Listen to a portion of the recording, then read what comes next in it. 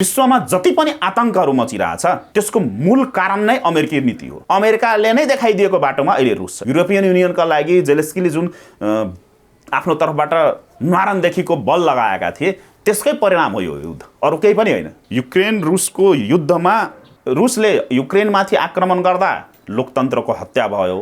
रुसी प्रशासनलाई हिटलरको संज्ञा, पुतिनलाई हिटलरको संज्ञा दिनु हो भने इराकमा गरेको अमेरिकाले गरेको गतिविधि चाहिँ के हो, अफगानिस्तानमा गरेको अमेरिकी गतिविधि के हो, लिबियामा गरेको अमेरिकन गतिविधि के हो, सिरियामा गरिएको अमेरिकन गतिविधि के हो, इरानमा गरिएको अमेरिकन गतिविधि के हो, त्यसलाई कसरी लिने। र जुन हामी युक्रेनमा देखिरहेछौँ सिन, चाइना कहिले पनि तपाईँको नेटोलाई वा क्वाडलाई समर्थन गर्ने अवस्थामा छैन। रुसले त सिधै भनेछ परमाणु वारमा जान्छ अब राष्ट्र। अब परमाणु वार भएपछि अमेरिका र रासिया भनेको यस्तो राष्ट्र हो जुन एक्लैले यस्तो पृथ्वीलाई 18वटा पृथ्वीलाई ध्वस्त गर्न सक्छ। र जब परमाणु युद्ध हुन्छ त्यसले त युक्रेनलाई मात्रै असर त पार्ने होइन, त्यसको असर त पुरै विश्वमा देखिन्छ र त्यो लामो समयसम्म देखिन्छ। जब रुसले युक्रेनमाथि हमला गर्यो त्यति बेला सबभन्दा पहिलो औपचारिक रूपमा रुसले कुनै राष्ट्रलाई गुहार्यो भने त्यो राष्ट्र भारत हो र मोदी हो। रुस र युक्रेनको वारमा डिप्लोमेटिक कुराहरू, यो वार्ता लगायतका कुराहरू जति अगाडि बढिरहेका छन् त्यसमा मोदीको एकदमै ठुलो भूमिका तपाईँको अगाडि बढिरहेको अवस्था। जेलेस्कीले आत्मसमर्पण गरेन वा त्यहाँ सत्ता परिवर्तन भएन भने रुस रुक्दैन।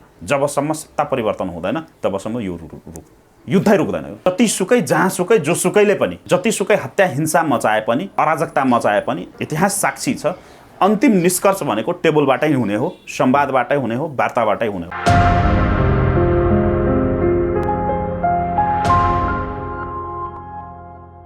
मनोजलाई हार्दिक स्वागत छ। धन्यवाद युवराज। यति बेला विश्व दुनियाँको आँखा चाहिँ रसिया युक्रेन वारतर्फ नै केन्द्रित छ होइन। त्यहाँको वार चाहिँ एकदमै लम्बिँदै पनि गइरहेको छ र धेरै सङ्ख्यामा मानव क्षति हुँदै गएको छ। हिजो मात्रै एउटा प्रसुति अस्पतालमा चाहिँ रसियाले बम्बार्डिङ गरे पश्चात चाहिँ त्यहाँ एकदमै बिजोग अवस्था भएको छ मारिउपोल भन्ने सहरमा होइन। यहाँले कसरी हेर्नु भएको छ रसिया युक्रेन युद्धलाई अलिकति बताइदिनुहोस् न दर्शक। एकदमै धन्यवाद। सबभन्दा पहिला त जनतान्त्रिक तराई मुक्ति मोर्चा मैले नेतृत्व गरेको सङ्गठन र मेरो नेतृत्वमा चलिरहेको अभियान राष्ट्र बचाउ अभियान, राष्ट्रिय नागरिक आन्दोलन र व्यक्तिगत रूपमा म कुनै पनि युद्धको पक्षमा छैनौँ। हामी शान्तिको पक्षमा छौँ किनभने नेपाल भनेको शान्ति भूमि हो र हाम्रो मान्यता पनि त्यो हो। कुनै पनि कुराको, कुनै पनि विवादको, कुनै पनि विषयवस्तुको समाधान भनेको वार्ता र संवादकै माध्यमले हुन्छ र हुनु पनि पर्छ। राजनीतिक र कूटनीतिक माध्यमबाटै समाधान हुनुपर्छ। जतिसुकै जहाँसुकै जोसुकैले पनि जतिसुकै हत्या हिंसा मचाए पनि, अराजकता मचाए पनि इतिहास गवाह छ, इतिहास साक्षी छ। अन्तिम निष्कर्ष भनेको टेबलबाटै हुने हो, संवादबाटै हुने हो, वार्ताबाटै हुने हो। त्यसकारणले रुस युक्रेन लगायत युक्रेन रुस युद्धमा सामेल प्रत्यक्ष अप्रत्यक्ष जुनसुकै शक्ति राष्ट्रहरू होस् सबैलाई म के भन्न चाहन्छु भने र हाम्रो सङ्गठनको तर्फबाट अविलम्ब यो युद्धलाई पूर्ण विराम लगाइयोस् र शान्ति वार्ताको माध्यमले आफ्ना विवाद असहमतिहरू टुङ्ग्याइयोस्। एउटा पक्ष यो छ, यो हाम्रो धारणा हो। अब रह्यो सँगसँगै अलिकति चर्को हुन जाला, कसैलाई अप्रिय लाग्ला मैले भन्न खोजेको विषयवस्तु, अब भन्नै लागेको विषयवस्तु, तर वास्तविकतालाई हामीले नकार्न मिल्दैन। यो युक्रेन र रसियन जुन वार भइरहेछ, यो वारको भित्री रहस्यहरू हामीले केलायौँ भने, भित्री रहस्यहरू देख्दाखेरि त्यो सिन अर्कै देखिएको छ। रुस र युक्रेनको जस्तो युक्रेनको भूमि प्रयोग भएको छ। तर यो युक्रेन रुसको युद्धमा विभिन्न कोणहरू छन् त्यहाँ मैले बुझेअनुसार। सबभन्दा पहिला त जुन अमेरिकी प्रशासनद्वारा जुन विश्वमा एउटा हवा फैलाइएको छ, लोकतन्त्रको हत्या भयो, यो मानव अधिकारको उल्लङ्घन भयो, अर्काको भूमिमाथि आक्रमण भयो, अतिक्रमण गर्न खोजियो, कब्जा गर्न खोजियो लगायतका जुन हावाहरू फैलाइएको छ, ती हावा फैलाउनेहरू वा अमेरिकी प्रशासनलाई म के प्रश्न गर्न चाहन्छु भने आज रुसले युक्रेनमाथि आक्रमण गर्दा लोकतन्त्रको हत्या भयो, रुसी प्रशासन चाहिँ हिटलरको संज्ञा, पुतिनलाई हिटलरको संज्ञा दिनु हो भने इराकमा गरेको अमेरिकाले गरेको गतिविधि चाहिँ के हो, अफगानिस्तानमा गरेको अमेरिकी गतिविधि के हो, लिबियामा गरेको अमेरिकन गतिविधि के हो, सिरियामा गरिएको अमेरिकन गतिविधि के हो, इरानमा गरिएको अमेरिकन गतिविधि के हो, त्यसलाई कसरी लिने भनेपछि अमेरिकाको जुन एउटा गुड टेररिज्म र ब्याड टेररिज्म जुन छ, अमेरिकन डेमोक्रेसी र अरूको लागि अटोक्रेसी जुन तिनीहरूले विश्लेषण गरिरहेका हुन्छन्, त्यसबाट अमेरिका बाहिर निस्किन सक्नु पर्यो। किनभने विश्वमा जति पनि आतङ्कहरू मचिरहेछ त्यसको मूल कारण नै अमेरिकी नीति हो र अमेरिकाले नै देखाइदिएको बाटोमा अहिले रुस छ। एउटा कुरा। अर्को कुरा, अब अर्को पक्ष, यो त सिन भयो। अब अर्को पक्ष भित्री रहस्य के देखि मैले यसो अध्ययन गर्दाखेरि मैले के भेटाएँ भने रसिया युक्रेनको युद्धमा रसिया र चीनको एउटा स्ट्र्याटेजिकल पार्टनरसिप अगाडि बढ्यो रणनीतिक हिसाबले। किनभने जसरी अमेरिकाले पुरै विश्वमा विभिन्न गठबन्धनहरू निर्माण गर्दै, चाहे त्यो सैन्य प्रभुत्व होस्, सामरिक प्रभुत्व होस्, राजनीतिक प्रभुत्व होस्, सामाजिक सांस्कृतिक दबदबा कायम गर्दै र एउटा डलर नियन्त्रित विश्वलाई जसरी अगाडि बढाउन खोज्दै थिए र धेरै हदसम्म सक्सेस पनि भएको थियो, त्यसको विरुद्धमा जुन अहिले रसियन एग्रेसिभनेस जुन देखिएको छ, त्यो भनेको मेरो दृष्टिकोणमा यो डलरवादको विरुद्धमा, डलरको हाइकमी तन्त्रको विरुद्धमा रसिया र चाइनाले पनि यो स्टेटमेन्टमा अलिकति के भन्छ म विमति राख्छु। किनभने चाइनाले कतिपय ठाउँमा जस्तो उसलाई एथिकल्ली रसियालाई सपोर्ट गर्नुपर्ने होइन, मोरल उसको दायित्व होला, तर कतिपय ठाउँमा चाइना एब्सेन्ट बस्दिएको छ युएन काउन्सिलहरूमै, सेक्युरिटी काउन्सिलहरूमा पनि कतिपय ठाउँमा उसले एब्सेन्ट बसेर आफूलाई तटस्थ घोषणा गर्न खोजेको छ। तर यति बेला इन्डिया चाहिँ खुलेर रसियाको सपोर्टमा लागेको छ। हिजो अर्णव गोस्वामी सायद उहाँले एउटा डिबेट चलाउनु भएको थियो। उहाँले त होइन न्युयोर्कबाट एकजना प्रोफेसरको हुनुहुन्थ्यो, प्रोफेसर या पूर्व जेनरलको हुनुहुन्थ्यो, उहाँसँग यस्तो डायलग गर्नुभयो कि जति पनि वर्ल्डभरि वार भएको छ, अमेरिकाले गरेको छ, टेरोरिज्म अमेरिकाले बढाइरहेछ भनेर अमेरिकामाथि चाहिँ खनिरहेछ। मतलब इन्डियन मिडिया होइन, भारतीय मिडियाहरूको त्यो खालको धारणा आउनु भनेको त इन्डियन गभर्मेन्टको धारणा आउनु हो। अझ त्यति मात्रै हो र अस्ति एकजना पूर्व जनरलले त तिमीहरू नेपाल, भुटान सुन, तिमीहरू यदि चीनतर्फ ढल्क्यौ भने 70 वर्षसम्म हामीले पालेका छौँ, सबै थोक दिएका छौँ, तिमीहरूलाई युक्रेन बनाइन्छौँ पनि भन्न भ्यायो। मतलब क्वाडमा गइसकेर चाहिँ अमेरिकी कितामा होला भनेको भारतले चाहिँ दोहोरो नीति देखायो। यहाँ बरु पुटिन र जेलेन्स्कीको त वार्ता गराइन्छु भनिरहेछ चीनले, चीन त वार चाहँदैन भन्ने कुरा पो देखियो। एकदमै धन्यवाद। म पनि हेरिरहेको छु, यो एङ्गलबाट पनि विश्लेषण भइरहेछ, तर त्यो वास्तविकता होइन। के हो एउटा राजनीतिक कर्मीको हिसाबले मैले हेर्ने र मैले बुझ्ने दृष्टिकोण, एउटा राजनीतिक कर्मीको हिसाबले के छ भने युवराज सर, ठिकै छ, देखिँदाखेरि त्यो देखियो तटस्थ बसेको जुन सिनहरू देखाउँ हामीले, चीन चाहिँ तटस्थ बसेको, भारत त सबै फोरममा तटस्थै बस्यो, कुनै पनि फोरममा प्रेसिडेन्सीले नै शान्तिको मार्फत चाहिँ यो समस्याको हल गरौँ भनिसके नि। भारत चाहिँ प्रत्येक फोरममा चाहिँ तटस्थ बसेको देखियो। चीन चाहिँ एउटा फोरममा रुसतिर ढल्को पक्षमा भोट हाल्यो, अरू ठाउँमा ऊ पनि तटस्थ बसेको देखियो। एब्सेन्ट, त्यसैले तटस्थ भनिन्छ। एब्सेन्टलाई नै तटस्थ भनिन्छ राजनीतिक भाषामा। अब अर्को के छ भने मौनम सहमति लक्षणम भनिन्छ के, संस्कृत एउटा वाक्यांश छ, मौनम सहमति लक्षणम। यस्ता फोरमहरूमा र यस्ता भोटिङ प्रोसेसहरूमा, यस्ता फोरमका गतिविधिहरूमा तटस्थ बस्नु पनि एउटा पक्षको समर्थन गर्नु सरह नै हुन्छ।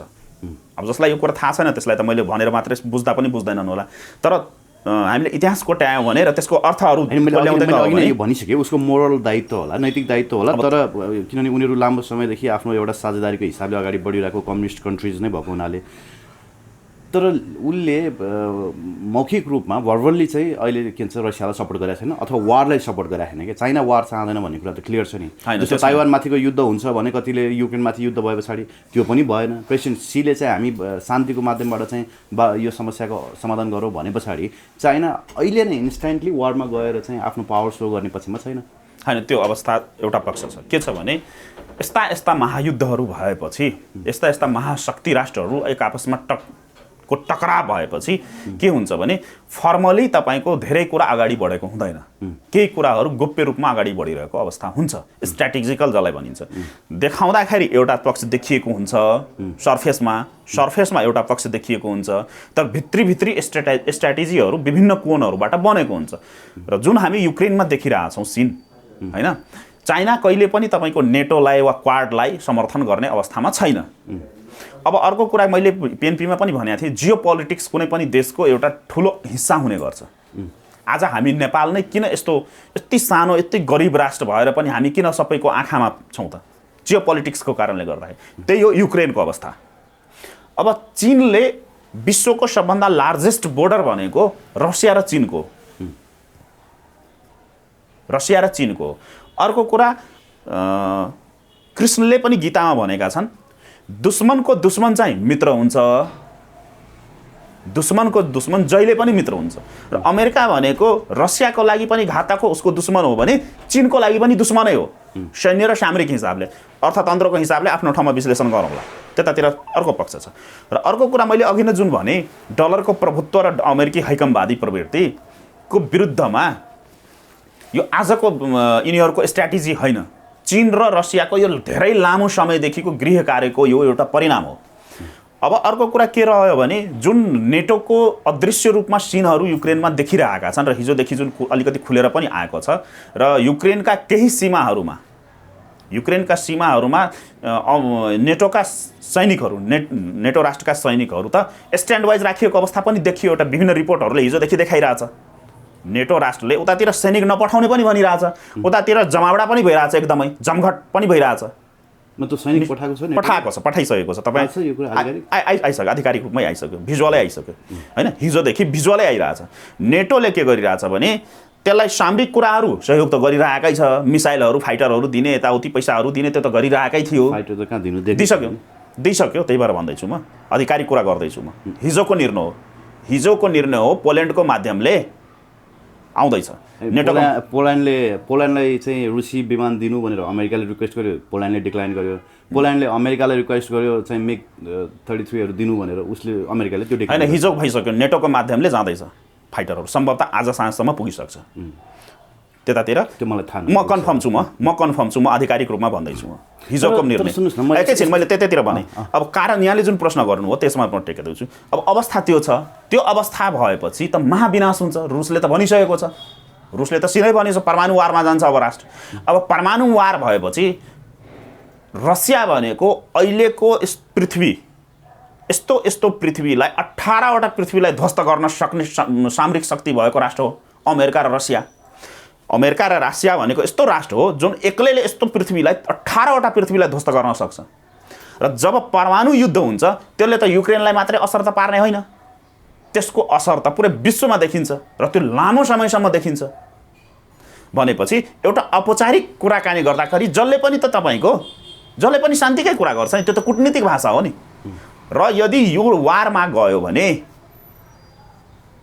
युक्रेनभन्दा बाहिर वारमा गयो भने, नेटो लगायतका गठबन्धनहरू एक्टिभ भएको खण्डमा, फौजी कारबाहीको हिसाबले एक्टिभ भएको खण्डमा तपाईँ ढुक्क भएर बस्नुहोस्, रसिया भारत यिनीहरू रुसको पक्षमा उभिन्छ।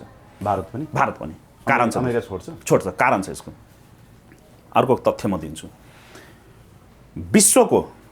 विश्वको सबभन्दा ठुलो हतियारको सप्लायर अमेरिका र दोस्रो भनेको रसिया हो। पुरै विश्वको हतियारको सप्लायर पहिलो र दोस्रो भनेको रुस र अमेरिका हो। त्यस्तै 2014-15सम्ममा 2014-15 बितेको सन् 2014-15 सम्ममा विश्वको सबभन्दा ठुलो निर्यातकर्ता, हतियार खरिद गर्ने राष्ट्र, विश्व अन्तर्राष्ट्रिय जगतबाट खरिद गर्ने राष्ट्रमा चीन पहिलो र दोस्रोमा भारत पर्थ्यो पहिला। र 2014 पछि धेरै हतियारहरूमा चीन आफै आत्मनिर्भर भयो। त्यसकारणले अहिलेको अवस्थामा के छ भने विश्व चाहिँ दोस्रो निर्यातकर्ता हो, आयात गर्छ, उसले अरू देशबाट आयात गरेर ल्याउँछ। र पहिलो भनेको भारत हो। यसरी बुझ्नुस्। र भारतको रक्षा बजेट या रक्षा सामग्रीको सबभन्दा ठुलो सप्लायर भनेको पहिलो सप्लायर भनेको रसिया हो र दोस्रो भनेको अमेरिका हो। र चीनले पनि पहिलो रसियाबाट लिन्छ अनि अरू राष्ट्रबाट लिने गर्छ। यो गर्दै गर्दाखेरि र अर्को कुरा के छ भने भारत जहिले पनि समस्यामा पर्दाखेरि चाहे त्यो कारगिल वार होस् लगायतका विभिन्न घटनाहरूमा जहिले पनि रुसले भारतलाई साथ दिएको छ। जसरी अमेरिका र बेलायतको अन्तर्राष्ट्रिय प्लेटफर्ममा सम्बन्ध छ नि, हो ठ्याक्कै त्यस्तै सम्बन्ध भनेको रसिया र भारतको सम्बन्ध छ। र अहिले पनि हिजो अस्ति मात्रै पनि तपाईँको जुन पुतिन र मोदीको जुन कुराकानीहरू भएको छ, टेलिफोन वार्ताको कुराहरू भएको छ र अहिलेको जुन एउटा टेबल टकको प्रोसेसहरू जुन अगाडि बढिरहेको छ त्यो अदृश्य रूपमा मोदी सरकारको र भारत सरकारको र खास गरी मोदीको बाहिर धेरै कुरा आइरहेको छैन, तर यसो गतिविधिलाई हामीले सूक्ष्म रूपमा निहाल्यौँ भने रुस र युक्रेनको वारमा डिप्लोमेटिक कुराहरू, यो वार्ता लगायतका कुराहरू जति अगाडि बढिरहेका छन् त्यसमा मोदीको एकदमै ठुलो भूमिका तपाईँको अगाडि बढिरहेको अवस्था छ। त्यसलाई नकार्नै सकिँदैन। र अर्को तथ्य पनि के छ भने जब रुसले युक्रेनमाथि हमला गर्यो त्यति बेला सबभन्दा पहिला औपचारिक रूपमा रुसले कुनै राष्ट्रलाई गुहार्यो भने त्यो राष्ट्र भारत हो र मोदी हो। ओके, हिजो युक्रेनको राष्ट्रपति भ्लोदिमिर जेलेन्स्कीले चाहिँ अब म नेटोको सदस्य लिन्न, नेटोको सदस्यता मलाई चाहिएन भनेर उनले घोषणा नै गरे होइन। यसले चाहिँ अब वार्ताको टेबलमा बस्नको लागि सहजीकरण गर्छ गर्दैन? होइन, पुतिनले 4वटा प्रस्ताव जुन अगाडि सारेको छ र अहिलेको युक्रेनको वार पनि तपाईँको एमसिसी र नेटो हो नि त। युक्रेनको वार भनेको त एमसिसीबाट सुरु भएको वार, 2014देखि सुरु भएको वार 2014मा 13-14मा तपाईँको युक्रेनमा एमसिसी लागू भयो। 2006मा होइन, फर्मल रूपमा 2014देखि भएको हो, एप्रुभ चाहिँ 6मा भएको होइन।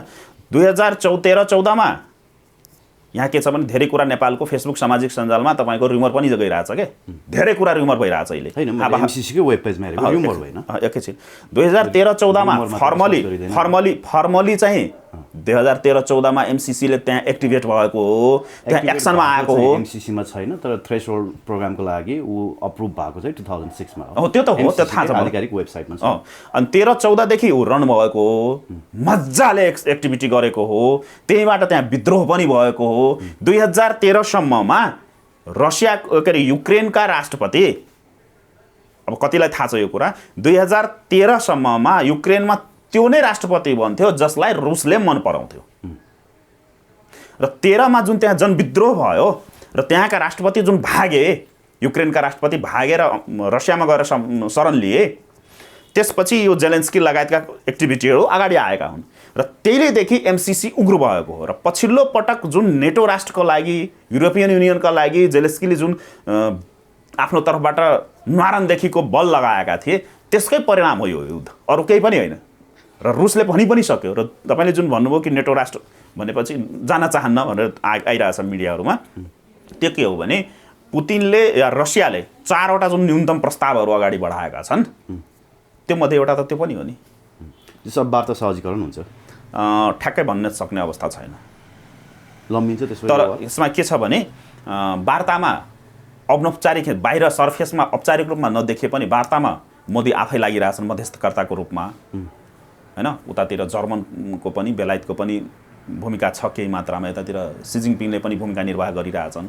र अब रह्यो कुरा के छ भने जेलेन्स्कीले आत्मसमर्पण गरेन वा त्यहाँ सत्ता परिवर्तन भएन भने रुस रुक्दैन। जबसम्म सत्ता परिवर्तन हुँदैन तबसम्म यो युद्धै रुक्दैन। अब अन्तिममा सर जाँदै मैले एउटा विषयवस्तु जोड्नै पर्ने हुन्छ। एमसिसी पास भयो त? भयो त, पहिल्यैदेखि भन्दै आएको हो नि, विषय हो नि। पास हुन्छ जस्तो लागेको थियो तपाईँले? मैले त सुरुदेखि नै भन्दै आएको थिएँ, जुनसुकै मिडियामा पनि, खास गरी पिएनपीमै पनि मैले बोल्दै गर्दाखेरि मैले पटक पटक एउटा कुरामा के फोकस गर्ने गरेको थिएँ भने यो संसदमा टेबल भयो भने, प्रतिनिधि सभामा पेस भयो भने यो पास हुन्छ नै। बाहिर जसले जेसुकै जतिसुकै जुनसुकै नेताले जेसुकै ढाकछोप गरे पनि, फुर्ती देखाए पनि यो संसदमा निर्णयार्थ प्रस्तुत भयो भने यो भोटिङको प्रोसेसमा गयो भने यसलाई टेबल गरियो भने त्यो पास हुन्छ भनेर त म त ढुक्क थिएँ नि। चीनको रिजर्भेसन रहँदै एकपछि हिसाबले नेपालका नेताहरूले यसलाई पास गरे, त्यो पनि राष्ट्रिय सहमति गरेर होइन। आवरणमा देखिए जस्तो नेपालका नेताहरूले अमेरिकाले भनेको कुरा मान्न मतलब त्यसलाई टार्न नसकेर यसलाई पास गरे कि चीन र अमेरिका बिच पनि केही सहमति भएर पास भयो? यस्तो छ, सबभन्दा पहिला त यहाँ जुन प्रचार प्रसार गरियो नि चीनलाई लिएर एमसीसीको सन्दर्भमा, एमसीसीको सन्दर्भमा चीन आफै आएको होइन, चीनलाई बलजफ्ती तानिएको हो। विभिन्न मिडियाहरूमा आएको रिपोर्टहरू र विभिन्न नेताहरूको गतिविधि हेर्ने हो भने पछिल्लो 1 वर्षमा चीनलाई चाहिँ यहाँका कम्युनिस्ट भनाउँदाहरू, जसलाई मैले कम्युनिस्ट भन्ने गरेको छु, यो कम्युनिस्ट भनाउँदाहरूले खास गरी पुष्पकमल दाहाल र ती छेउछाउका त्यसका हाङ्गाबिङ्गा ब्रान्चहरू जस्तै माधव कुमार नेपालहरू त ब्रान्च भए, ती ब्रान्चहरूले चीनलाई तानेको हो, चीन आफै आएको होइन पहिलो कुरा। र चीनलाई जसरी त्यो ब्रिफ गरियो नि एमसीसीको सन्दर्भमा, त्यो भर्चुअल संवादहरू गरेर त्यसको डेलिगेसनहरूलाई बोलाएर आफ्ना दूतहरूलाई पठाएर खास गरी पुष्पकमल दाहालले जुन एउटा प्रवृत्ति देखाए नि, जसलाई मैले छेपारे प्रवृत्ति भन्ने गरेको छु, अनि त्यो प्रवृत्तिले गर्दाखेरि चीन चाहिँ आकर्षित भएको हो एमसीसीप्रति नकारात्मक रूपमा, र त्यसपछि एमसीसीलाई लिएर चीनको एक्टिभिटीहरू भएको देखिन्छ। त्यो अवस्था त्यो भन्दै गर्दाखेरि के छ भने पछिल्लो पटक चीनका रिजर्भेसनहरू थियो, त्यो सतहमै देखिएको थियो। विभिन्न ग्लोबल टाइम्सका लेखहरू, आर्टिकलहरू, त्यहाँका नेपाल सम्बन्धीका जानकारहरू, चिनियाहरूको स्टेटमेन्टहरू, विदेश मन्त्रालयका स्टेटमेन्टहरूलाई कोट गर्ने हो र त्यो भर्चुअल संवादहरूको गतिविधिहरू हेर्ने हो भने, श्रृङ्खलाहरू हेर्ने हो भने चीनले चाहिँ कोसिस गरेकै हो। र चीनकै हिसाब किताबले पनि अब एउटा अर्को यसमा मैले के बुझेको छु भने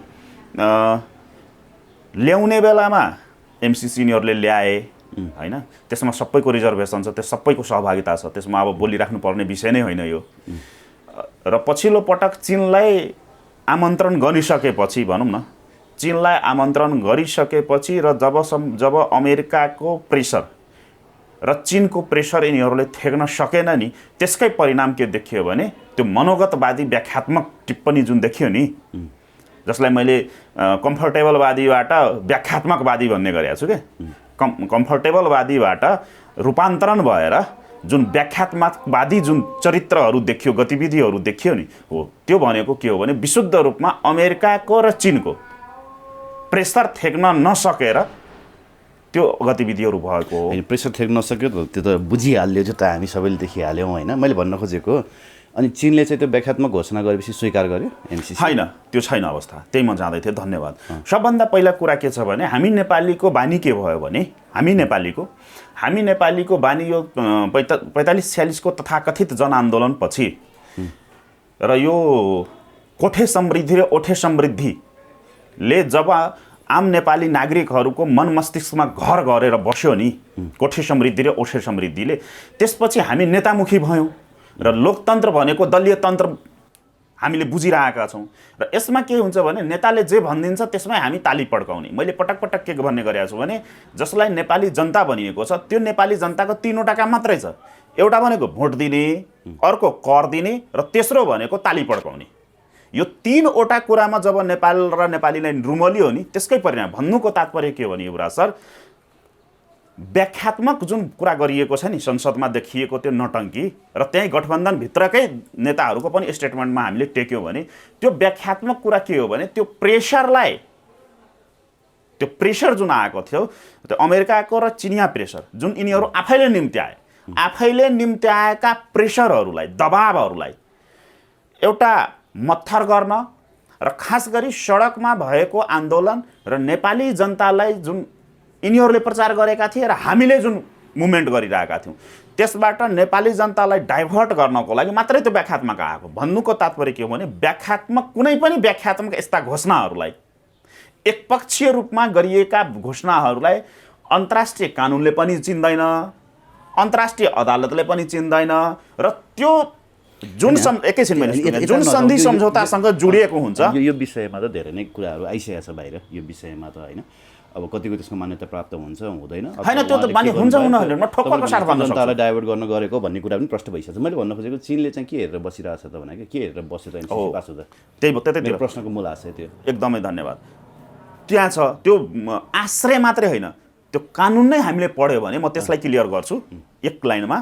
त्यो वास्तविक के हो भने तपाईँले एकपक्षीय रूपमा गरेको कुनै पनि व्याख्या विश्लेषणलाई कुनै पनि सन्धि सम्झौतामा, कुनै पनि अन्तर्राष्ट्रिय सन्धि सम्झौतामा अर्को पक्षले मान्नु नै पर्ने व्यवस्था छैन। एमसिसीकै धारा र उपधाराहरूमा टेकेर हामीले विश्लेषण लामो गरिसकेका, त्यसमा पनि के लेखिएको छ भने कुनै कुरा बाझिन आएको खण्डमा एमसिसीको मूल कानुन र मूल सहमति नै मान्य हुनेछ भनेर त क्लियर छ त्यहाँ लेखेको। र अर्को कुरा के छ भने व्याख्यात्मक टिप्पणी यिनीहरूले गरिसकेपछि त्यसको ठ्याक्कै नेपालको संसदबाट पास भएकै दिन अमेरिकन दूतावासको विज्ञप्ति हेरौँ र त्यसको 2 दिनपछि 1 मार्चको दिन एमसिसी हेडक्वार्टरबाट आएका प्रेस नोटलाई हेऱ्यो भने त्यहाँ व्याख्यात्मकको कुनै कुरा छैन भनेपछि क्लियर छ। अब रह्यो यहाँको प्रश्नमा मैले त्यो चाइनाको सेन्समा, चाइना त चुप लाएर बसेको छैन नि, के गरिरहेछ त? हेर्नुस् के हुन्छ भन्दा पनि ठुलो हेरेर बस्यो होइन। चाइनाले केही गर्न सक्ने रहेछ नि त नेपालमा। हैन, नेपालमा वेस्टर्नको किता हाबी रहेछ भन्ने कुरा त देखियो त। त्यो त आजदेखि होइन, राणाकालदेखि हामीले पिएलपीमै हामीले चाइना चाहिँ अब टाउको यसरी चियाएर मात्रै होइन टाउको उठाएर हेर्न थाल्यो भन्ने विश्लेषण गरेका थियौँ। त्यो हिसाबको चाइनाको इन्फ्लुएन्स देखिएन। एकदमै धन्यवाद युवराज। के छ भने पश्चिमा शक्तिहरू आज आएको होइन नि नेपाल। नेपालमा पश्चिमा शक्तिहरू हाबी भएको त तपाईँको राणाकालदेखिकै इतिहासलाई हामीले एकदम सूक्ष्म रूपमा पढ्ने हो र विश्लेषण गर्ने हो भने त राणाकाल सँगसँगै पश्चिमा छिरेको हो नेपाल। त्यो आजको इतिहास होइन। त्यो त कोत पर्व नै जङ्गबहादुरलाई इस्टाब्लिस गराइदिएकै बेलायतले हो त। त्यही त भन्दैछु। राणाकाल मैले संक्षिप्तमा, लामो हुन जान्छ। नेपालमा पश्चिमा शक्तिहरू उदय भनेकै राणाको माध्यमले भएको। अब यहाँसम्म सक्दाखेरि त छरपष्टै छ कति छ पश्चिमाहरूको, त्यो त हामीले हेऱ्यौँ नै। अब प्रचण्डकै स्टेटमेन्टमा टेक्ने हो भने हेगदेखि लिएर मेरो हत्यासम्मको योजना बनेको थियो भनेर त क्लियर नै भनिसके। माधव नेपालले आफै पनि भनिसके हाम्रो हत्याको योजना नि बनाएको थियो होइन, प्रचण्डले त आफ्नै मुखले भनिसके नि त। विभिन्न मिडियाहरूमा र विभिन्न स्टेटमेन्टहरू जुन आइरहेछ र पुष्पकमल दाहालले नेकपा माओवादीको केन्द्रीय समितिमा गरेको ब्रिफ र विभिन्न नेताहरूसँग गरेको अन्तर्संवादका जुन विषयवस्तुहरू बाहिर आइरहेछ विभिन्न मिडियाहरूको माध्यमले, मेन स्ट्रिम एउटा आफूलाई भनौँ न स्थापित गरिसकेका मिडियाहरूमा जुन समाचारहरू आइरहेछ त्यसलाई टेकेर कुरा गर्ने हो भने प्रचण्ड आफै पनि भनिरहेछन् पार्टीको भविष्य जोगाउन, सभामुखको जागिर जोगाउन, सभामुख अग्नि सापकोटाको जागिर जोगाउन, पार्टीको भविष्य जोगाउन र म आफ्नै पनि ज्यान जोगाउनको लागि, आफ्नै ज्यान जोगाउनको, आफ्नो टाउको जोगाउनको लागि मैले एमसिसीमा समर्थन गरेँ। व्याख्यात्मक भए पनि, कसैले माने पनि नमाने पनि। र अर्को कुरा के छ भने पछिल्लो पटक माओवादीको केन्द्रीय समितिको बैठकमा त यिनीहरूले त सिधै भने नि, त्यो बैठकभन्दा 2 घण्टा पहिलासम्म विरोध गरिरहेकाहरूले के भनिरहेछन् अहिले मिडियामा, यिनीहरूको भनाइ के छ भने स्थानीय तहसम्म हामीले यो बहसलाई पोस्टपोन्ड गरेका छौँ भनेर त आइसक्यो नि मिडियामा। भनेपछि पुष्पकमल दाहालले आफ्ना नेता कार्यकर्ताहरूलाई, आफ्ना छेउछाउहरूका लागि त त्यसरी ब्रिफ गरेका छन्। हिजो अस्ति मात्रै माधव कुमार नेपालको पार्टीको डिसिजन के भयो त? एमसिसीको बारेमा विरोध नगर्ने भनेर त क्लियरली आयो नि हिजो। त्यही त भने हिजो मात्रै तपाईँको त्यो निर्णय नै आयो। अर्को कुरा माधव नेपाल आफैले पनि भने 14वटा सांसदको भविष्य जोगाउन, 14वटा सांसदको जागिर जोगाउनको लागि र पार्टीको राजनीतिक भविष्य जोगाउनको लागि एमसिसीमा हामीले लेप्चे लगाउनु पर्यो, मजबुरी भयो। अब यसलाई विवादमा नतानौँ भनेर त क्लियर भनिसकेका छन्। हो, यो सब के हो भने अमेरिकन प्रेसर र यहाँले जुन भन्नु न चिनिया, अब चिनियाको के थियो भने हिजो अस्तिसम्म नेपालको सन्दर्भमा वा अन्तर्राष्ट्रिय विषयवस्तुमा चिनियाहरू जहिले पनि एउटा व्यापारिक रूपमा, उसको कूटनीतिक सम्बन्ध नै भनेको व्यापारको हिसाबले व्यापारिक राष्ट्र हो, मैले पटक पटक भन्ने गरेको छु। र पछिल्लो अहिले जुन विश्वको सिनारियो बनिरहेको छ त्यसमा हामीले सूक्ष्म रूपमा हेर्ने हो भने चिनियाहरू पनि ट्याक्टिकली अगाडि बढिरहेको अवस्था छ। र भर्खरै तपाईँको अब निकट भविष्यमा जुन चिनिया विदेश मन्त्रीको नेपाल भ्रमण हुँदैछ पुष्पकमल दाहालको विशेष अनुरोध, माधव नेपालको विशेष अनुरोधमा जुन चिनिया विदेश मन्त्रीको नेपाल भ्रमण हुँदैछ त्यो एकदमै क्लियर के हुनुहोस् भने त्यो एमसिसी र बिआरआईलाई नै लिएर चीनको विदेश मन्त्रीको भ्रमण हुँदैछ। भन्नुको तात्पर्य के हो भने चिनिया हातमा हात राखेर दही जमाएर बसेको अवस्था छैन। तर चिनिया डिप्लोमेसी त फेल भयो नि त सर। अमेरिकाले त एक ठाउँबाट होइन 1000 ठाउँबाट खेल्दो रहेछ भन्ने कुरा देखियो। त्यो त क्लियर ठाउँबाट होइन, उसले हजारौँ ठाउँबाट कि कसरी लास्ट मोमेन्टमा आएर गगन थापाहरू प्रयोग भए, कसरी गगन थापाले सक्सेसफुली यो मिसनलाई कम्प्लिट गरे हैन। हिजोसम्म संशोधन बिना पास गर्नु हुँदैन भन्ने गगन थापाले छाती ठोकेर संसदमा पास गरे। अनि त्यो बेला चीनले त केही गर्न सकेन नि। उसको डिप्लोमेसीले उसले चाहिँ नेपालको राजनीति चीनले बुझेको रहेनछ, नेपालका राजनीतिज्ञहरूलाई चीनले बुझेको रहेनछ भन्ने कुरा क्लियर कट भयो नि। होइन एकदमै त्यसमा म सहमत छु। अब के छ भने जहाँसम्म अमेरिका र पश्चिमाको कुरा छ, हामीले अघि नै पनि चर्चा गऱ्यौँ, राणाकालदेखि नै तिनीहरूको जग बसेको छ। यहाँ विभिन्न एनजिओ आइएनजिओको थ्रुले र विभिन्न राजनीतिक दलहरू नै तिनीहरूले जन्माइदिएर पोषण पालन गरेर यहाँ हुर्काएर यहाँसम्म पुर्याइदिएको अवस्था त छ, त्यो त क्लियर छ, त्यसमा त भर्सै गर्नु पर्दैन। अब त्यो अवस्था छँदै पनि चिनियाहरूको के छ भने चिनिया इन्फ्लुएन्स अहिले तपाईँको जडो गाडिसकेको अवस्थामा छैन। त्यो सम्पर्क सूत्र भन्छौँ नि हामी, त्यो सम्पर्क सूत्रहरू, सम्पर्क के अरे माध्यमहरू विस्तार गर्ने क्रममा रहेको एउटा देखिन्छ। अर्को कुरा के छ भने चिनियाहरूको डिप्लोमेसी भन्दा पनि चिनियाहरूको जुन एउटा भनौँ न लेनदेन आधारित डिप्लोमेसी, मैले भन्नु पर्दाखेरि चिनियाहरूको डिप्लोमेसी के देखियो भने लेनदेनमा आधारित डिप्लोमेसी हुने रहेछ। उनीहरूलाई पैसा दिने र जे पनि गराउने मात्रै, त्यो एउटा अवस्था थियो। त्यो भ्रममा जुन चिनियाहरू थियो त्यो भ्रम चाहिँ टुटेको अवस्था छ, त्यसमा नकार्न सकिँदैन। र अर्को कुरा यहाँले जुन भन्नुभयो नि कि छाती ठोकेर गर्नु, यहाँ त तोकिएका कामको लागि, तोकिएका कामहरूको लागि तोकिएका खेतालाहरू त छन् नि। यहाँ सबै कामहरूको लागि त त्यसरी तोकिएका व्यक्तिहरू छन् नि त। कुन बेलामा कुन व्यक्तिलाई कसरी प्रयोग गर्ने भनेर त, कसरी प्रयोग उपयोग गर्ने भनेर त यहाँ त सबै फिक्स छ नि त सबै कुरा। त्यसकै परिणति हो नि त यो। भनेपछि एमसिसी कार्यान्वयनमा जान्छ। एमसिसी त पहिलेदेखि कार्यान्वयनमा छ नि त हैन, अब द्रुत रूपले चाहिँ होइन एकदमै ट्रेनिङहरू सुरु भइसकेको अवस्था छ। तपाईँको एमसिसीका विकास परियोजनाहरूको नेपालको सरकारका कर्मचारीहरूलाई प्रशिक्षण दिइरहेको अवस्था छ। त्यसपछि तपाईँको जमिनका मुआवजाहरूदेखि लिएर त्यसलाई अतिग्रहण गर्नेदेखि लिएर सबै गतिविधिहरू अगाडि बढेको छ नि त। एमसिसी संसदबाट पास नहुँदै, मैले त पहिलो पटक त मैले नै भनेको थिएँ यहाँले एमसिसी रोक्नुपर्छ, एमसिसी यहाँ धेरै मान्छेले बोलिराख्दाखेरि मैले पटक भने एमसिसी रोकेको कहाँ छ र रोक्नु पर्यो। एमसिसी संसदबाट अनुमोदन नहुँदै तपाईँको त्यसको जमिन अतिग्रहणदेखि लिएर विभिन्न गतिविधिहरू त भइरहेकै थियो नि।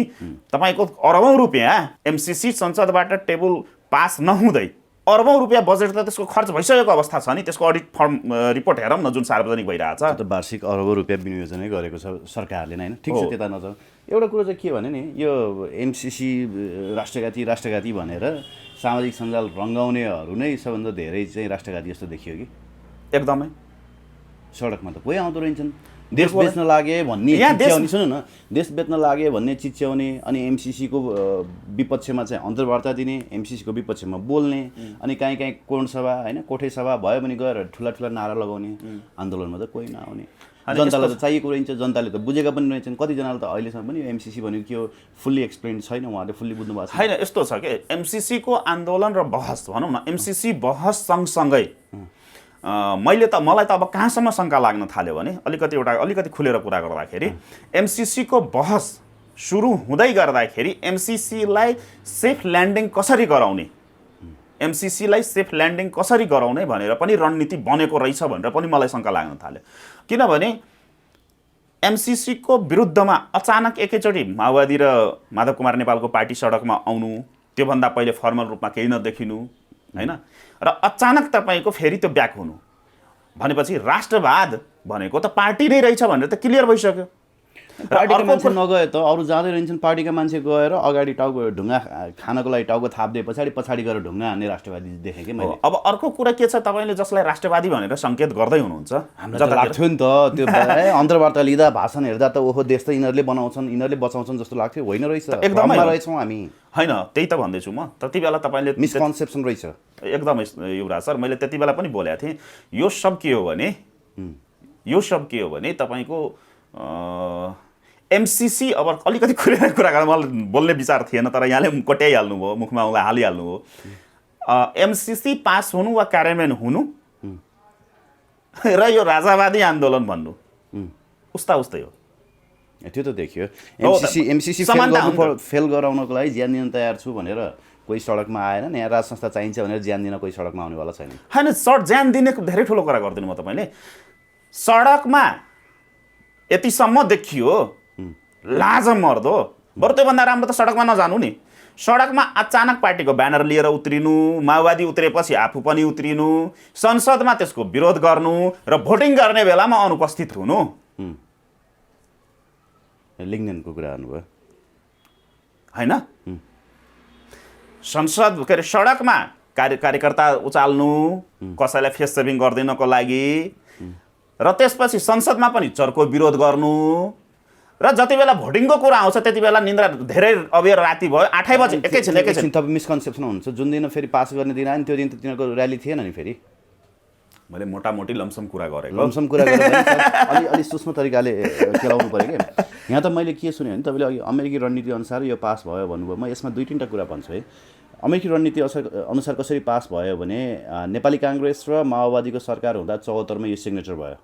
त्यति बेलै यिनीहरूले पास गर्न सक्थे, गरेनन्। यसलाई अलिकति समय दिएर विरोध जनाएर एउटा जत्था तयार गर्ने, तालिबान जस्तै विद्रोही जत्था, त्यसमा अमेरिका सक्सेसफुल भएको छ। किनभने तिनीहरूले गएर एमसिसीमा पड्काइदिएपछि उसले पनि त सेक्युरिटी ल्याउन सक्ने भयो सहजै। आज त्यो एउटा जत्था जन्मिसकेको छ नि त। कतिले त अब के विद्रोह सशस्त्र विद्रोहकै सुरुवात गरे भनेर विज्ञप्ति निकालिसके अवस्था त्यो पनि छ। र अरू कतिजनाले चाहिँ अमेरिकाले हतियार दियो भने पनि मेरो हातमा हतियार थमाइदियो, गएर म के भन्छ पड्काइदिन्छु, गएर म नेताहरूलाई हान्छु भन्ने पनि जन्मिसके। र अर्को कुरा चाहिँ जो विरोधमा उत्रेका थिए नि सडकमा, तिनीहरूलाई पनि राम्रैसँग सेटल गरे पो रहेछ त। विप्लव जो आउने भनेका थिए, उनको पूर्व निर्धारित कार्यक्रम थियो एमसिसी पास हुने दिन, उनी आएनन् सडकमा। 2 दिन पछाडि गएर फेरि भोलिपल्ट विरोध होला भनेर नेपाल बन्द राखिदिए, अनि 2 दिन पछाडि गएर त्यहाँ कता भाषण गरे खुल्ला मञ्चमा। चित्रबहादुर केसी आएनन् सडकमा, राजेन्द्र लिङ्गदेन आएनन् सडकमा। अनि जो एकीकृत भएर 26वटा दल मिलेर गएका थिए उनीहरूलाई विभाजित गरेर 4वटा टुक्रामा पारियो। प्रश्न छ नि, यहाँ त राजनीतिज्ञ मात्रै बिकेका छैनन् नि, विरोधीहरू पनि बिकेछन् भन्ने कुरा त प्रश्न छ नि। एकदमै धन्यवाद सर। जुन कुरा यहाँले अहिले उठाउनु भयो, यो कुरा झन्डै 5-7 महिना पहिल्यै मैले पिएनपीमै यहाँसँगकै बसाइमा संक्षिप्त रूपमा मैले यो कुराहरू गरेको थिएँ। र सम्भवतः जति बेला केपी ओली र अहिलेको सरकारलाई जुन एमसिसीको भनौँ न समर्थकको हिसाबले प्रस्तुत गर्दै थिए केही विश्लेषकहरूले, त्यति बेला पनि मैले भनेको थिएँ सम्भवतः यो एमसिसीमा कसले सिग्नेचर गरेको छ र कुन प्रक्रियाबाट अगाडि बढेको छ भनेर सार्वजनिक रूपमा खोल्ने व्यक्ति नै सायद मै होला पहिलोचोटि 2008मा आएको एमसिसी भनेर। र त्यसपछिका गतिविधि थियो। अब यहाँको भनाइलाई मैले अलिकति त्यसमा के जोडेँ भने यहाँ माइक्रो म्यानेजमेन्ट हुन्छ कि नेपालमा कुनै पनि कुराको माइक्रो म्यानेजमेन्ट हुन्छ। रह्यो कुरा जुन बम पड्काउने र टाउको फुटाउने र के फुटाउने अवतारहरू जुन कतै कतै सुनिन्छ, त्यो सब के हो भने युट्युबमा भ्युअर बढाउने, युट्युबमा नआउनेवालाहरू त तयार छन् नि त अहिले त। त्यो केही छैन, त्यो स्वभाव हो। त्यो लेखेर राख्नुहोस्, यो कुरा लेखेर राख्नु। पैसा पायो भने पड्काइहाल्छ नि। एनसेलको टावर पड्का होइन भने कस्तो कुरा हो? त्यतातिर एनसेलको टावर पड्काउनेले त्यो प्रसारण लाइनको टावर पड्काउँदैन। त्यतिर जाँदैछु म युवराज सर, अलिकति 2 सेकेन्ड मलाई दिनुहोस् न प्लिज। एउटा पक्ष त्यो छ होइन। अब अर्को पक्ष घातक पक्ष के पनि देखियो भने, नाम चाहिँ नकिटौँ, घातक पक्ष के देखियो भने 1 लाख रुपियाँ लिएर एमसिसीको विरोध गर्ने र त्यो विरोधलाई अलिकति फराकिलो बनाऊ भनेर पनि 5 लाख रुपियाँ लिएर एमसिसीको विरोधमा पनि 1 लाख रुपियाँ लिएर विरोध गर्ने र एमसिसीको विरोधलाई कन्टिन्यू गरेर एमसिसीको पक्षधरसित पनि 5 लाख गरेर यही काठमाडौँमा कार्यक्रम भएको पनि त प्रमाणहरू देखिए नि त। भनेपछि के छ भने, र यहाँले जुन भन्नुभयो विप्लवजीको गतिविधि लगायतका, विप्लवजी मात्रै होइन लगभग होइन, एमसिसी पास हुने दिन चाहिँ सडकमा कोही नआउने, अझ एकचोटि त टेबल हुने दिन त नेपाल बन्दै गरिदिएको त। त्यही भन्दै थिएँ। अनि भोलिपल्ट खाली प्रेसर कुकर लगाएर त्यहाँ सडकमा त्रास जनतालाई, हेर्नुहोस् त विरोध र्याली निस्किन्छ भनेर। राष्ट्रवाद नेपालको राष्ट्रवाद नै, हामी जुन राष्ट्रवादमा रुममा लिएका छौँ नि, यो राष्ट्रवाद भनेकै तपाईँको त्यही हो क्या। राष्ट्रवाद भने भन्दा बरु मासु भातै प्यारो रहेछ होइन? हो, राष्ट्रवाद भनेकै यहाँको मासु भात हो। राष्ट्रवादलाई एक शब्दमा विश्लेषण गर्नु पर्यो भने, राष्ट्रवाद एउटा शब्दलाई अर्को एउटा पर्यायवाची शब्द प्रयोग गर्नु पर्यो भने त मासु भात नै हो। त्यति रहेछ कि त्यो क्लियर छ नि त, त्यो सिनले क्लियर देखायो नि। र यो तपाईँको जो जति पनि फाइफुई साइसुई हेरिरहेको छौँ नि हामी सामाजिक सञ्जालहरूमा, त्यो सब केही पनि होइन, सब वाहियातका कुराहरू। जस एमसिसीको विरोध गर्यो भने चाहिँ अलिकति त्यो स्वतन्त्र व्यक्तिहरू चाहिँ सबै सेलिब्रिटी बन्नको लागि मात्रै आएका रहेछन्। हो त नि, तपाईँहरूले भनौँ न सेलिब्रिटी बनाइदिनु भएको। मैले भने त युट्युबमा भी बढाउनलाई त यिनै रहेछन् भोलिको देश बनाउने, देशका कर्णधार भनेको त सब सेलिब्रिटी बन्नको लागि। एकदमै बिल्कुल हो। किनभने हेर्नुहोस्, मैले पटक पटक जोड दिएर भन्ने गरेको छु, कुनै पनि आन्दोलनलाई अगाडि बढाउनको लागि, निरन्तरता दिनको लागि या उत्कर्षमा पुर्याउनको लागि, निष्कर्षमा पुर्याउनको लागि सबभन्दा पहिला तपाईँलाई सङ्गठन चाहिन्छ। खास गरी नेपालको सन्दर्भमा भन्ने भने नेपालको पछिल्लो यो 30-32 वर्षको ट्रेन्ड हेर्नु भनौँ न, खास गरी 2007 सालदेखिकै ट्रेन्ड हेर्ने हो भने बिना तपाईँको सङ्गठित शक्तिले आन्दोलन हुँदैन। यहाँ कुनै एकजना जस्तो सुकै राष्ट्रभक्त भए पनि तपाईँ एक्लै गएर तपाईँ जतिसुकै अनसन र जेसुकै भाषण ठोके पनि तपाईँको पछाडि मान्छे आउँदैन। तपाईँले सबभन्दा पहिला सङ्गठित हुनुपर्छ। र काठमाडौँको ट्रेन्डमा के देखियो भने युट्युबमा बोल्ने बाहेक साङ्गठनिक स्ट्रेन्थमा पक्षबाट विश्लेषण गर्ने हो भने युट्युबमा देखिएको राष्ट्रवादी अनुहारहरू, खुनखार राष्ट्रवादीहरू, यहाँले भन्नुभएको नि देशका कर्णाधारहरूको ब्याकग्राउन्ड हेर्नु हो भने भोलिको दिनमा चुनाव लड्यो भने आफ्नो भोट पनि आफूलाई दिने हो कि होइन भनेर पनि त प्रश्न छ नि त। त्यहाँ कहाँ हुनु ज्ञानेन्द्र साइल त ल्याउला नि, अब त गइसकेर। अनि व्यक्तिमा नजाउँ ल्याम्सम कुरा गर्छु। अब ज्ञानेन्द्रजी मात्रै त्यस्तो हुनुहुन्न नि त, मैले ल्याम्सममा भन्दैछु। त्यो अभियन्ता भनेर होइन, यो सरकारका व्यतिथि भ्रष्टाचार विरुद्ध आगो ओकल्नेहरू त सर र पार्टीमा सेटल भइसक्यो। होइन, यो प्रश्न एक लाइनमा जवाब दल रहेछ कि हेर्नुहोस् युवराज सर, मैले यहाँलाई इन्टरप्ट गरेँ। यहाँको यो प्रश्नलाई म एक लाइनमा जवाब दिन्छु, यसलाई म धेरै विश्लेषण गर्दैन। जस्तै कि मैले नै पिएनपीमै भनेको थिएँ, तपाईँले सायद हेडिङ नै बजाउनु भएको थियो, खुब मजाले गाली खाएको थिएँ म। जस्तै कि सिम्पल कुरा हो, मैले अघि नै भने नि एमसिसीको आन्दोलन र राजावादी आन्दोलन एउटै हो, प्रकृति र प्रवृत्ति भनेको।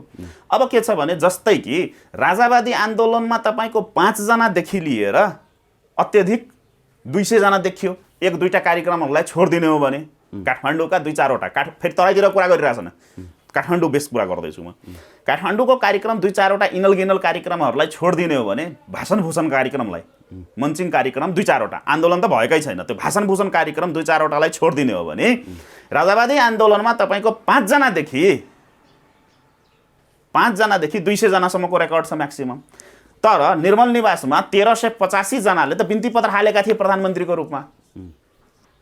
कार्यक्रममा 200 जना मान्छे आउँदैनन्, तर प्रधानमन्त्रीको लागि राजा आउँदैछ भनेर प्रधानमन्त्रीको लागि, त्यो टिके प्रधानमन्त्रीको लागि त 1385 जनाले त बिन्ती पत्र हालेका थिए नि विभिन्न माध्यमहरूबाट। हो त्यस्तै हो यो एमसिसीको आन्दोलन भनेपछि। जसरी युट्युबमा बोलेर एकैछिन, जसरी युट्युबमा बोलेर र सामाजिक फेसबुक जस्तो सामाजिक सञ्जालमा लेखेर राष्ट्र संस्था पुनर्स्थापना भयो नि, फेसबुकमा लेखेकै भरमा र युट्युबमा बोलेकै भरमा जसरी राष्ट्र संस्था र हिन्दू राष्ट्र पुनर्स्थापना भयो नि, ठ्याक्कै त्यसै गरी फेसबुकमा लेखेको भरमा र युट्युबमा बोलेको भरमा एमसिसी पनि खारिज भयो। के व्यक्तिहरू त डिप्रेसनमा जाने भइसक्यो होला। को डिप्रेसनमा, कस्तो डिप्रेसनमा? होइन, आजै आउँछन् राजा, भोलि आउँछन् राजा, एमसिसी पास हुँदैन भन्थे, सेनाले यस्तो गर्छ भन्थे, होइन ती व्यक्तिहरू सब डिप्रेसनमा जाने भयो होला। अब त्यो त उहाँहरूको अवस्था, किनभने म मनोचिकित्सक होइन, म गाइनोकोलोजिस्ट र चाइल्ड स्पेसलिस्ट हो होइन। अलिकति रमाइलोको लागि एकदमै धन्यवाद। वेल, अब तपाईँ कहिले राप्रपा जोइन गर्नु त? मान्छेहरू त भटाभट राप्रपामा गइसक्यो कि एमालेतिर जाने हो? म किन? मैले एजेन्डा मिल्छ, विचार मिल्छ। पछिल्लो एकचोटि पनि हामीले यसमा बहस गरेका थियौँ सायद, मलाई जहाँसम्म याद छ 2-4वटा। अब त राप्रपा पनि 2टा छ। होइन, म किन राप्रपामा जानु पर्यो त्यो पहिला भन्नुहोस् न। जस्तो म हेरिरहन्छु, एकदमै म धन्यवाद दिन्छु यो प्रश्नको लागि। अब तपाईँले कहाँबाट प्रश्न हाल्नु त्यो पनि मैले बुझेँ, त्यो मेरो सामाजिक सञ्जालमा आएका कमेन्टहरूलाई हेरेर तपाईँले यो प्रश्न हाल्नुभयो होला, त्यसको लागि धन्यवाद छ यहाँलाई। म अलिकति रिसाएर प्रश्न गरेँ होइन। एजेन्डा एउटै भएपछि किन नजाने राप्रपामा भन्छन् कि तपाईँले? एकदमै धन्यवाद युवराज सर, एकदमै धन्यवाद, हृदयदेखि धन्यवाद, व्यक्तिगत रूपमा पनि र मेरो सङ्गठनको तर्फबाट पनि धन्यवाद। अब यहाँले कमेन्टहरू हेरेर त्यो प्रश्न राख्नुभयो होला, कमेन्ट हेरेर मेरो मनदेखि नै। अनि अवस्था के छ भने सबभन्दा पहिला राप्रपामा किन जाने, अनि यो प्रश्न हो सबभन्दा पहिला। राप्रपाको पोलिटिकल स्टेटस के त? राप्रपाको पोलिटिकल स्टेटस के त? राष्ट्रिय पार्टी छ नि, झन्डा छ, आफ्नै चुनाव चिन्ह छ। कहाँ छ चुनाव चिन्ह? न राष्ट्रिय पार्टी हो न चुनाव चिन्ह छ उसले पाउने हो। अहिलेको स्थानीय तहमा राप्रपाले चुनाव चिन्ह पाउँछ? पाउँदैन। निर्वाचन आयोगको स्टेटमेन्ट हेर्नु भएन? 6वटा पार्टी बाहेकले राष्ट्रिय चुनाव चिन्ह पाउँदैन। जुन पार्टीले अब राप्रपामा टेकेर अलिक सिरियसली कुरा गरौँ, यहाँको प्रश्न अलिकति आयो र राम्रै आयो। यसलाई अब जनताको प्रश्न हो, मेरो मात्र होइन। होइन, एकदमै धन्यवाद, अघि नै भने जनताको प्रश्न हो। डाक्टर मनोज झा किन राप्रपा जोइन गर्दैनन्? सबभन्दा पहिला राप्रपामा टेकौँ त्यसपछि मनोजातिर जाउँला। सबभन्दा पहिला राप्रपाको पोलिटिकल स्टेटस के? पहिलो प्रश्न। म प्रश्नले यसको प्रश्नको तपाईँको प्रश्नको वा जनताको जसले यो प्रश्नहरू तेर्स्याउँदै रहनुहुन्छ मतिर उहाँहरूलाई म प्रश्न गर्न खोजेँ यहाँको माध्यमले, पिएनपी खबरको माध्यमले। सबभन्दा पहिला राप्रपाको पोलिटिकल स्टेटस के? दोस्रो प्रश्न, राप्रपाको यो देश र जनताको लागि लगानी के? तेस्रो प्रश्न, राप्रपाले राज संस्था हिन्दू राष्ट्रको लागि अहिलेसम्म के लगानी गरेका छन्? चौथो प्रश्न चुनाव सम्बन्धी।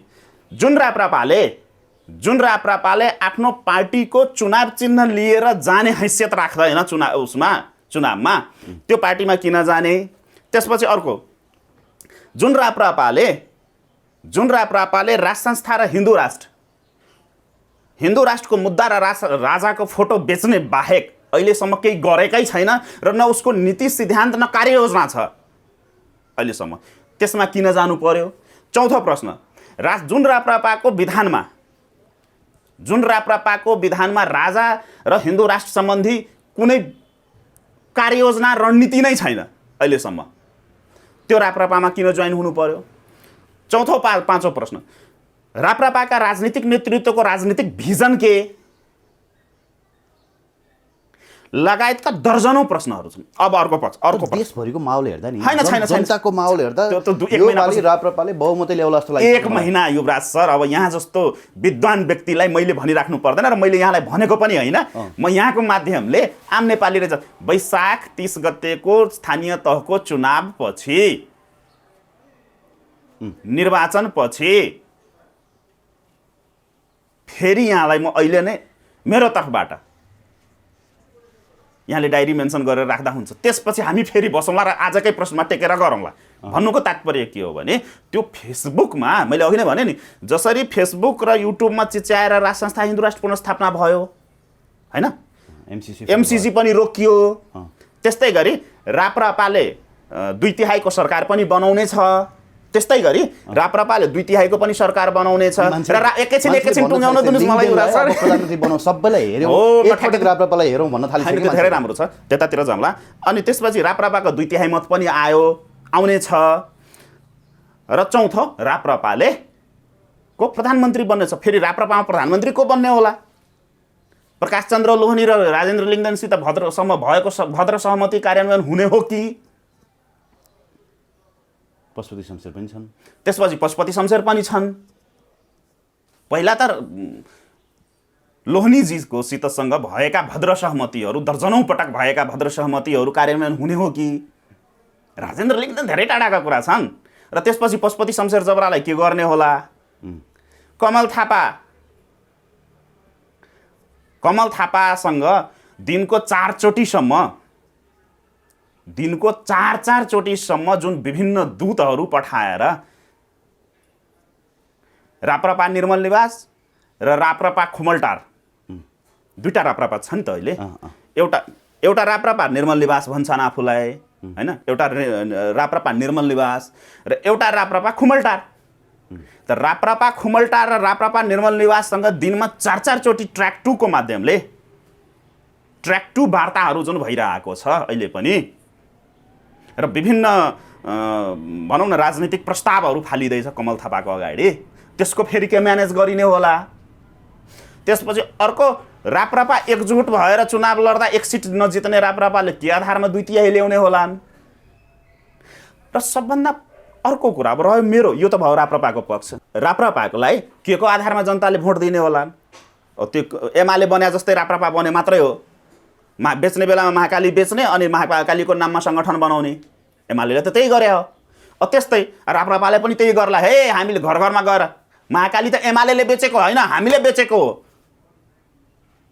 महाकाली काङ्ग्रेसले बेचेको होइन हामीले बेचेको हो भनेर दावा ठोक्दै गयो भने जुन वास्तविकता छ राप्रपाको जुन वास्तविकता हो, किनभने महाकाली बेच्दाखेरि त्यसमा प्रमुख सरकारको तर्फबाट भूमिका निर्वाह गर्ने त राप्रपा हो। पशुपति शमशेर जबरा, पशुपति मात्रै होइन, त्यो पनि खोल्ने बेलामा मैले नै खोल्या, सबभन्दा पहिले पिएनपीमै खोल्या, त्यसपछि धेरै ठाउँमा बोल्या हो मैले। पशुपति शमशेर जबरा मात्रै होइन, प्रकाश चन्द्र लोहनी पनि, दुवैजना मिलेर सरकारको तर्फबाट नेपाल सरकारको प्रतिनिधित्व गरेको र सम्पूर्ण डकुमेन्टमा सिग्नेचर गरेको नेपाल सरकारको तर्फबाट सिग्नेचर गर्ने राप्रपाको प्रकाश चन्द्र लोहनी र पशुपति शमशेर जबरा नै हुन् र ती दुईजना अहिले पनि सुप्रिम कमान्डर राजेन्द्र लिङ्गदेनका र राप्रपाको सुप्रिम कमान्डर तिनै हुन्। अनि त्यही आधारमा जानु पर्यो कि अब रह्यो कुरा राजेन्द्र लिङ्गदेनजी खोकेर बस्नुहुन्छ, भ्रष्टाचार गर्नु र आमाको रगत खानु बराबर हो, त भ्रष्टाचार भनेको के हो त्यसको पनि विश्लेषण गरौँ। राजेन्द्र लिङ्गदेनजीले भ्रष्टाचार र भ्रष्टाचारीको पनि त अब क्राइटेरिया भन्नु पर्यो नि। त्यसो भए सबभन्दा पहिला उहाँले आफ्नै घरमा उहाँले एउटा अनुशासन विभाग के शुद्धिकरण विभाग बनाउनु उहाँ पनि रहेछ भनेर हिजो अस्ति मैले फेसबुकमा देखेँ। अब त्यो सुशासन विभागले सबभन्दा पहिला त आफ्नै पार्टीको नेतृत्वमाथि कारबाही गर्नु पर्यो। प्रकाश चन्द्र लोहनी र पशुपति शमशेर जवालालाई त निकाल्नु पर्यो राप्रपाबाट।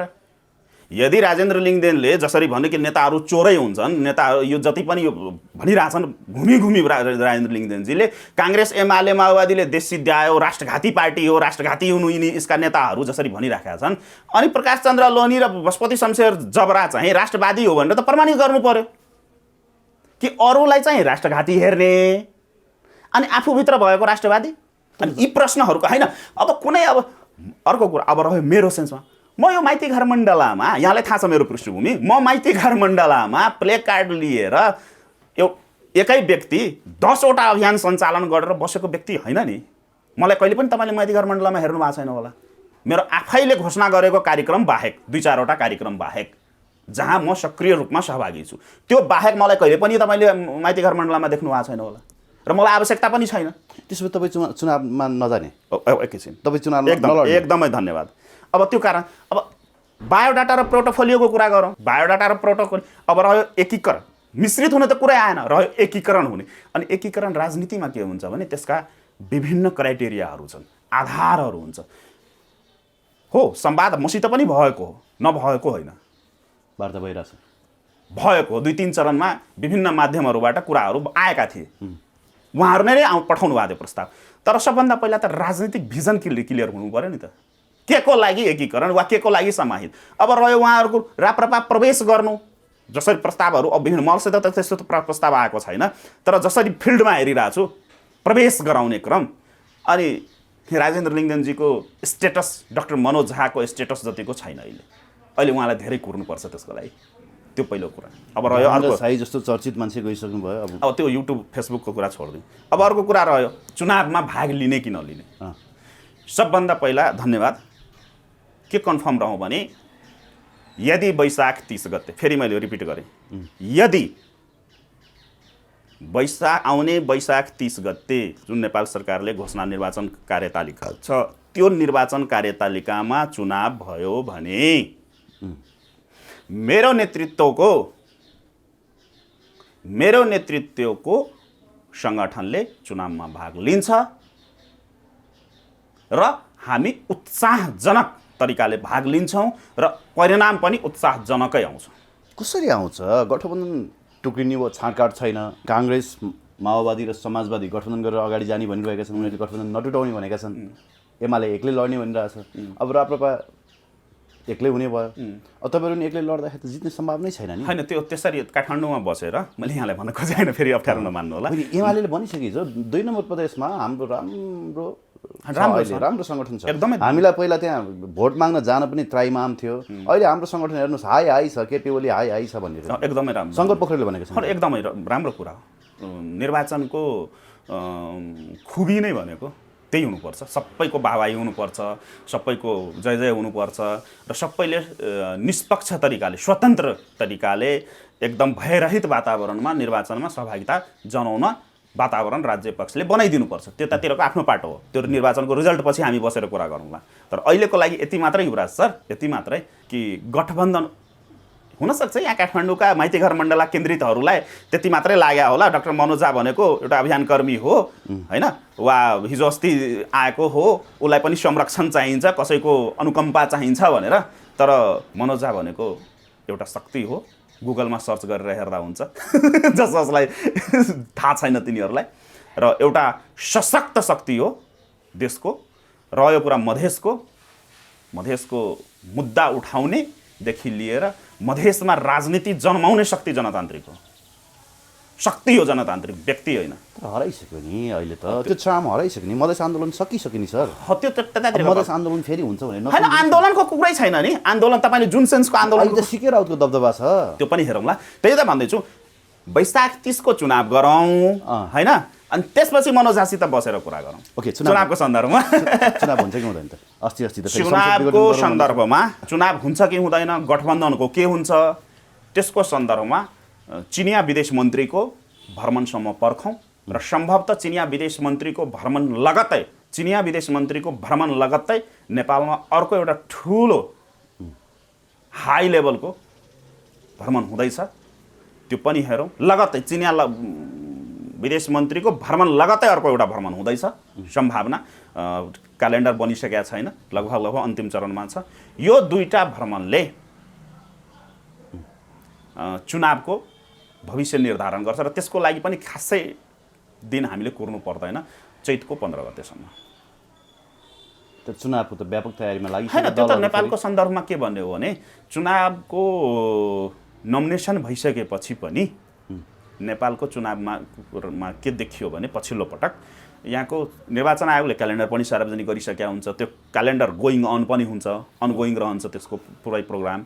र चुनावको नोमिनेसन भइसकेपछि पनि चुनाव हुन्छ कि हुँदैन भनेर बहस चलेको पर्याप्त प्रमाणहरू छन् नेपालमा, जसको संविधान सभा 2 बुझ्नुभयो। त्यस कारणले चुनाव सार्नको लागि त केही छैन नि, इजी उपाय छ नि, इजी वेहरू छन्, एकदमै इजी वेहरू छन् जुन वेमा टेकेर चुनाव सार्न सकिन्छ।